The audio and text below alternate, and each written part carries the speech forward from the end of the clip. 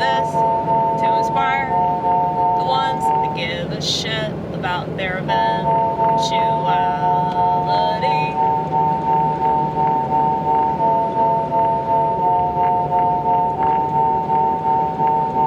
I don't do this for those that don't exhibit no self-control. I don't do this for those that don't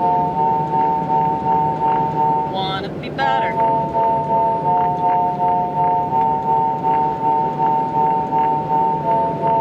Cause I feel myself changing. That's why I'm not comfortable. I'm never comfortable, no matter how comfortable I may look. I'm just good at being uncomfortable, that's all.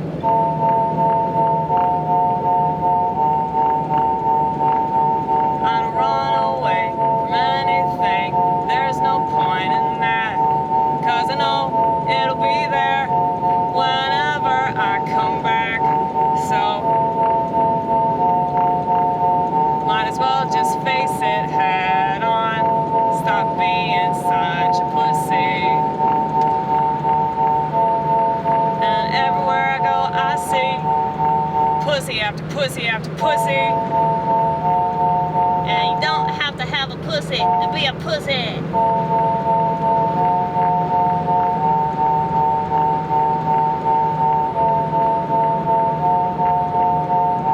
I don't think gender matters anymore anyway. Gender's obsolete now. It really is. It's been obsolete since 1973.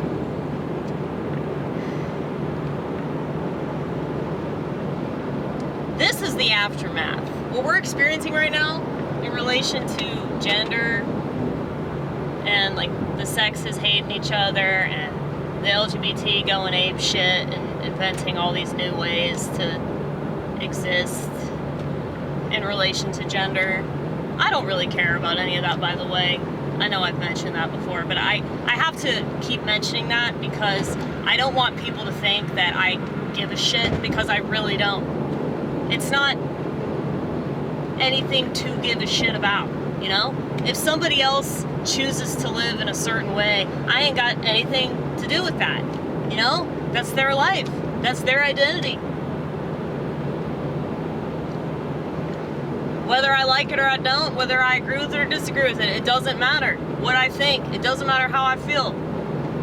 Unless that person is like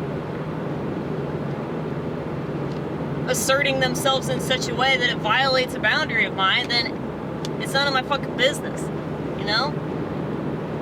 But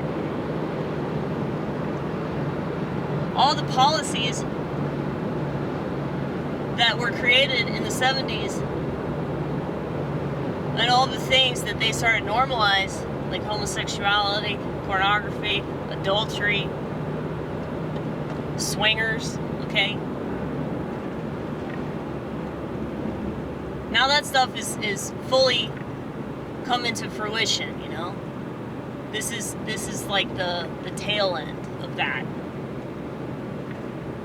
And so a lot of the reason why it feels like everything's ending is because of gender. And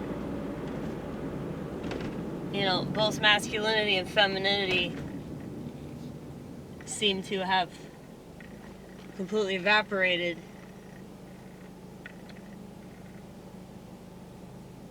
And you know, there's still pockets of that, for sure. There's plenty of men that I know that are super masculine, and plenty of women I know that are super feminine. But you're not going to believe this shit, but they're not on social media. Isn't that crazy? It's almost as if there's a link there. The more you're on the internet, the more you're robbed of the things that God gave you. Now, I know that I'm definitely masculine in my energy, and I'm assertive about the things I believe in. If somebody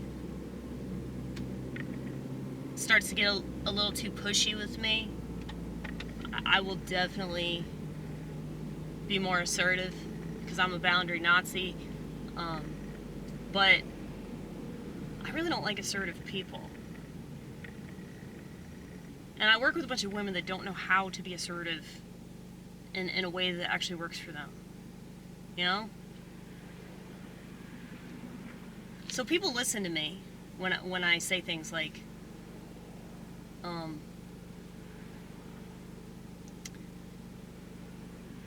if I talk in my man voice, people will listen to that. And I've noticed that the females that I really enjoy that do stand-up comedy, I know that I've talked a lot of shit about women doing stand-up, but the ones that are actually really good at it, it's because they're in touch with that masculine energy, but it's not in like a controlling way. They're not trying to control men. And they're also typically with a good dude. They're happy. They're not using stand-up to run away from something. And they're not using stand-up to prove something. And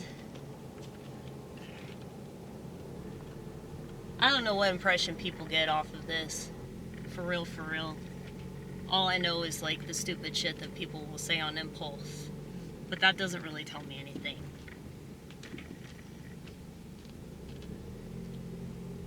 You know? It's like if I have such a problem with people making these, quick-witted comments, and they make assumptions based off of one or two things that they pick up on about me. It's like I am just as guilty if I do the same thing with somebody's comment, and I don't have anything to base an opinion off of anyway, because none of these sacks of shit will actually reveal anything about themselves other than through their comments, because they're not, making any content of their own. So I don't want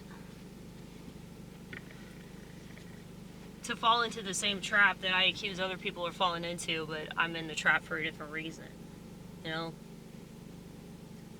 But that's one of the reasons why I refuse to do social networking for any other reason than, to put out my art. Because it just seems to encourage this very know-it-all behavior.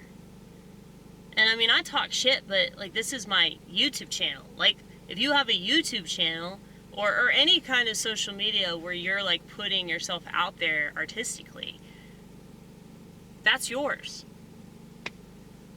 So people can make whatever assessment they want to make about it, but it's like, are they actually doing that work? Typically not.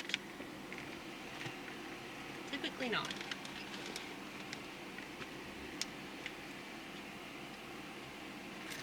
That being said, I love it when people disagree with me because it challenges me and it allows me to like reassess my lifestyle, reassess the things that I believe in, But you don't have to convince anybody of anything. If you really believe in what you believe in, then it doesn't matter what anybody else doesn't believe in. And I think I definitely have an advantage because I know that about the world, and I know that most people don't appreciate art, especially people on the right. The right will never, ever, ever get their foot in the door when it comes to culture. That just won't happen because they have to care about it. And that's something they can't stop proving that they don't care about. Who represents the right musically? Fucking Kid Rock.